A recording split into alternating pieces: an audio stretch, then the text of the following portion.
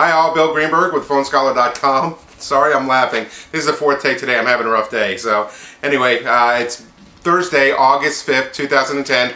Here's a summary of what's on the website today. 5 reasons to jailbreak your iPhone and 5 reasons why not to jailbreak your iPhone. And here's the 5 reasons why to is access to the T-Mobile network, which is pretty cool. It also gives you access to the GSM networks overseas, so if you're not happy with AT&T, it gives you that opportunity. Cool jailbreak apps, and one of the top ones is Cydia, which according to the article is the hub of illegitimate apps. And I did put a link to Cydia on there, so you can click on there and see all the other apps that they do provide, which is quite a bit. So take a look at that. There's a number of other ones, MyWi, which turns the phone into a mobile hotspot, and a few others. So check out the article. It shows it on there. It's fast and easy with the Jailbreak Me. Now you don't have to download a third-party app. You can just go, sorry, my hair's a little messed up. You can just go to hook the phone up and set up the Jailbreak Me, which is really cool. It is fully reversible. If you do go ahead and want to, if you're not happy with what's going on, or if you're just not sure you wanted to do this, you can go back and do the iTunes reset, and it will allow you to go back the way it was before. The FaceTime video chat over 3G. Now, again, the results were less than pretty when they tested these out because the system really was built for Wi-Fi, but you do have the ability to do over 3G if you're not in a Wi-Fi area if you absolutely have to. So there's the advantage. 5 reasons why not to, and this is pretty important. Number 1, bricking. If they do find out, they do have the ability to basically brick the phone and shut it down, although, again, that's easily reversible, so that's not a huge issue, but it is inconvenient. It does void the warranty. Even though it is legal, they found it is legal to do the jailbreaking, it does void the warranty. Now, the only thing is, if your phone breaks down, and there's many of you out here who might know this better than I do because it's the technical aspect, if you jailbreak your phone, it breaks down, if you reverse the jailbreak and then take it in and try to get it fixed under warranty, I don't know if they have the ability to go in there and see if you ever did jailbreak. So again, if you do know that information, you can always send it to me at blogquestions@PhoneScholar.com or comment on the video here, and I'll go ahead and pass that on. Data suck. Using supposedly the FaceTime and 3G really sucks up the data, and some of the apps, the illegitimate apps, also do that also. Now, of course, if you're grandfathered in the unlimited data plan, this is not an issue. So, but if you're in the tiered plan, then it can be. Full of bugs. The Jailbreak Me supposedly had some bugs in regards to when you first set it up. It might shut down the FaceTime or the MMS, but supposedly they've already fixed that. But also a lot of the illegitimate apps also will, and I say illegitimate because according to Apple they are illegitimate, so that's kind of like the buzzword that they are. But some of the illegitimate apps will also have a lot of bugs in them also because nobody's testing them security-wise, so you do want to be careful of that. And finally, the security concerns.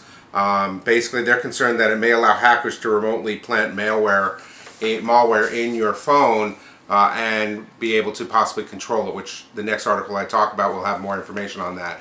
But that's a huge, huge issue. So you have to decide based on the pros and cons whether it's worth jailbreaking. Again, you can try it out, see if it works for you, and if not, reverse it. So there's an option for you.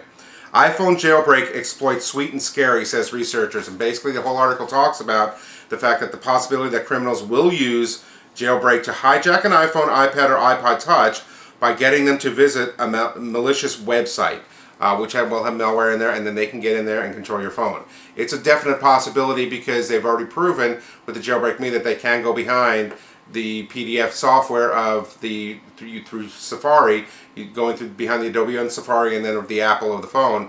So it is a legitimate thing that you have to think about and look into if you are jailbreaking your phone. The most important thing I can tell you is make sure you understand what you're downloading in regards to the apps. That's the number 1 thing I can tell you if you jailbreak your phone. So check that out. I do have a number of friends who have jailbroken every single version of the iPhone and have never had a problem. So something to think about. Okay, let's move on. Kindle gets games. 2 free apps launched, and they launched 2 games. One called Every Word, which is a word scramble game. They give you a bunch of letters and you have to make words out of it, and the more you make, the higher you get. And Shuffled Row, which is a word scramble, which is kind of like Scrabble with words going back and forth on the board. They are in black and white as the Kindle is, but at least they're starting to branch out into other ventures to try to get it more popular, and I think you'll see more and more of this coming along.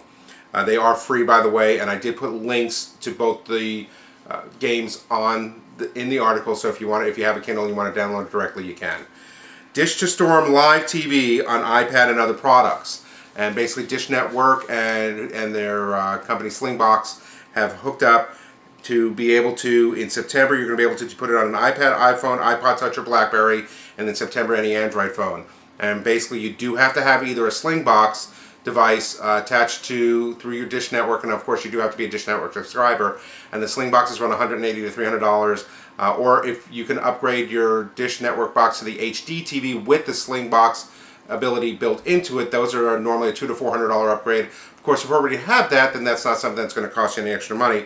And then you also have to pay $10 a month extra for multiple devices to use it. So there are some costs with this, but it's really cool. You can change channels and control it and set up the recordings from remotely now once this happens. But the one drawback is if somebody's watching TV at home through the Dish Network and you want to hook in, you have to watch what they're watching unless one of you watch something recorded through the DVR. So that is a little drawback to that. Under categories, iPhone and Apple. iPhone antenna mess jolts buyer satisfaction rating. Well, let's put it this way. The 3GS, when it came out and they did a survey a few months later, if people were satisfied and they would buy it again, 99% of the people said yes.